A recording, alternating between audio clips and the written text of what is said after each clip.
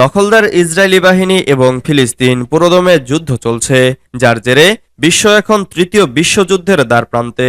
জানিয়ে দেব হাতে থাকা সর্বশেষ আপডেট আন্তর্জাতিক সংবাদ। প্রথমেই সংবাদ শিরোনাম, নেতানিয়াহুর দিন ঘনিয়ে আসছে। এরপর জানিয়ে দেব ইসরায়েল পরাজয় স্বীকার করেছে বললেন হামাস নেতা। এদিকে সেনা কর্মকর্তার বক্তব্যে ইসরায়েলে তোলপাড়। এরপর জানিয়ে দেব ইইউ ও ব্রিটেনও সংঘাতে জড়িয়ে পড়তে পারে। আরও জানিয়ে দিব তীব্র গরমে 1000-এর বেশি হাজির মৃত্যু। সর্বশেষ জানিয়ে দেব রুশ হামলায় 24 ঘন্টায় 2000 ইউক্রেন সেনা নিহত। এতক্ষণ শুনছিলেন সংবাদ শিরোনাম, এবারে বিস্তারিত।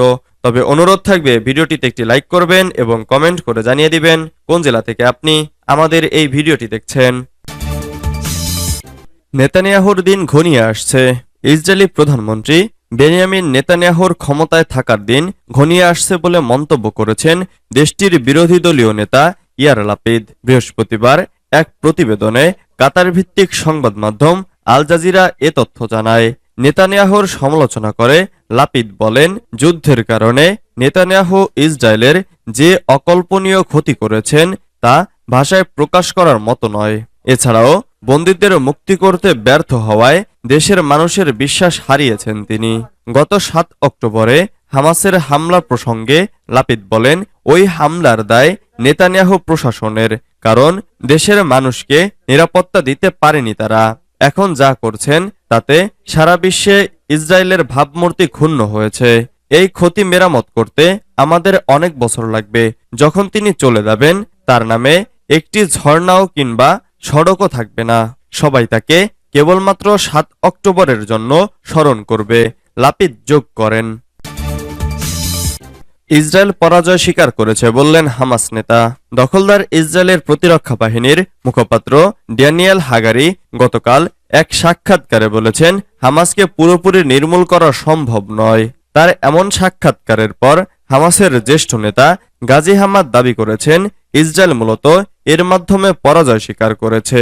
কাতার ভিত্তিক সংবাদ মাধ্যম আল জাজিরাকে হামাসের এ নেতা বলেছেন, হাগারির সাক্ষাৎকার একটি সোজাসাপটা স্বীকারোক্তি।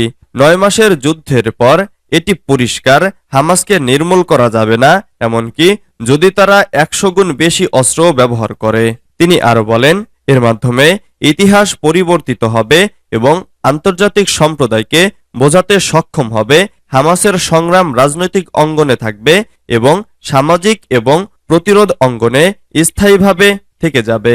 হামাসের এই নেতা আরো বলেছেন, প্রতিরক্ষা বাহিনীর মুখপাত্রের বক্তব্যের মাধ্যমে ফুটে উঠেছে ইসরায়েলিদের মধ্যে অনৈক্য দেখা দিয়েছে এবং তারা নেতানিয়াহুকে বলছে যুদ্ধ বন্ধ করো।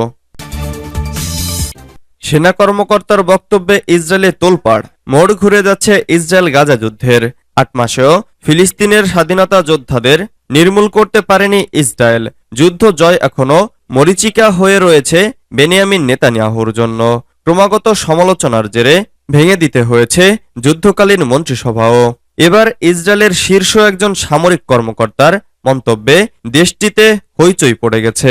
পরে তড়িঘড়ি করে ওই বক্তব্যের ব্যাখ্যা দিয়েছে ইসরায়েল সরকার।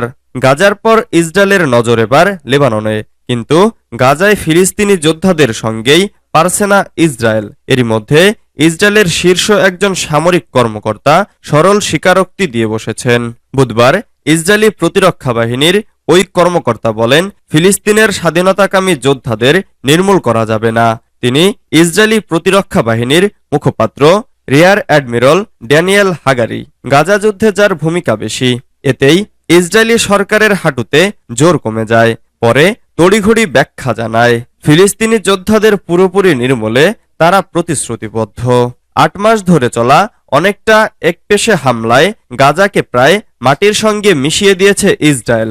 মৌলিক চাহিদা মেটানোর অনেক কিছুই এখন গাজায় মিলছে না। এত কিছুর পরও গাজায় জয়ী হওয়া তো দূরের কথা, এখন যুদ্ধ সমাপ্তির পথ খুঁজছে ইসরায়েল। ইইউ ও ব্রিটেনও সংঘাতে জড়িয়ে পড়তে পারে। ইউরোপীয় ইউনিয়নের সদস্য দেশ সাইপ্রাসে হামলা হলে ইইউ ও ব্রিটেনও সংঘাতে জড়িয়ে যেতে পারে। ইসরায়েলে হামলার হুমকি দিয়েছে সাইপ্রাসকেও সতর্ক করে দিয়েছে হিজবুল্লাহ। এই প্রথম ইসরায়েলের পাশাপাশি সাইপ্রাসে হামলার হুমকি দিয়েছে হিজবুল্লাহর প্রধান সৈয়দ হাসান নাসরুল্লাহ। নাসরুল্লাহর বক্তব্য অনুযায়ী ভূমধ্যসাগরের অন্যান্য অংশেও তার গোষ্ঠী হামলা চালাতে পারে। ইসরায়েলের গোটা ভূখণ্ড সহ আশেপাশের যে কোনো এলাকায় জলে স্থলে অন্তরিক্ষে সুনির্দিষ্ট হামলার হুমকি দেন তিনি। গাজায় হামাসের সঙ্গে যুদ্ধের মাঝে উত্তরে লেবাননের হিজবুল্লাহ গোষ্ঠীর সঙ্গেও ইসরায়েল যুদ্ধে জড়িয়ে পড়লে তার আজ গোটা মধ্যপ্রাচ্যে ছড়িয়ে পড়বে বলে আশঙ্কা করা হচ্ছে। লেবাননের সঙ্গে সুসম্পর্ক সত্ত্বেও সাইপ্রাস ইসরায়েলকে নিজস্ব বিমানবন্দর, সামরিক ঘাঁটি ও মহড়ার জন্য ব্যবহার করতে দেওয়ায় হিজবুল্লাহর নেতা ক্ষোভ প্রকাশ করেছেন, যেখান থেকে লেবাননে হামলা চালানো হলে সাইপ্রাসের সরকারও যুদ্ধের অংশ হয়ে উঠবে বলে নাসরুল্লাহ হুঁশিয়ারি দেন। তীব্র গরমে 1000-এর বেশি হাজির মৃত্যু। সৌদি আরবে তীব্র তাপপ্রবাহে এবছর পবিত্র হজ পালনের সময় 1081 হাজির মৃত্যু হয়েছে। বৃহস্পতিবার বার্তা সংস্থা এএফপি এই পরিসংখ্যান দিয়েছে বলে জানিয়েছে পাকিস্তানের সংবাদ মাধ্যম ডন। এর মধ্যে সবচেয়ে বেশি মিশরের হজযাত্রী, আর এই হাজিদের অর্ধেকের বেশি ছিলেন অনিবন্ধিত। এখন পর্যন্ত 10 দেশের 1081 জন হাজির মৃত্যুর তথ্য পাওয়া গেছে। এ সংখ্যা আরও বাড়তে পারে। নিজ নিজ দেশের হাজিদের খোঁজ খবর নেওয়ার দায়িত্বে থাকা কূটনীতিকদের দেওয়া তথ্যের ভিত্তিতে মৃতের এ পরিসংখ্যান তুলে ধরা হয়েছে। বৃহস্পতিবার মিশরের আরও 58 হাজির মৃত্যুর তথ্য পাওয়া গেছে। এক আরব কূটনীতিকের দেওয়া তথ্য অনুযায়ী হজে মারা যাওয়া 658 মিশরীয়র মধ্যে 630 জনই ছিলেন অনিবন্ধিত। রুশ হামলায় 24 ঘন্টায় 2000 ইউক্রেন সেনা নিহত। ইউক্রেনের সশস্ত্র বাহিনীর ওপর ফের ব্যাপক হামলা চালিয়েছে রুশ সেনাবাহিনী। এতে গত 24 ঘন্টায় অন্তত 2000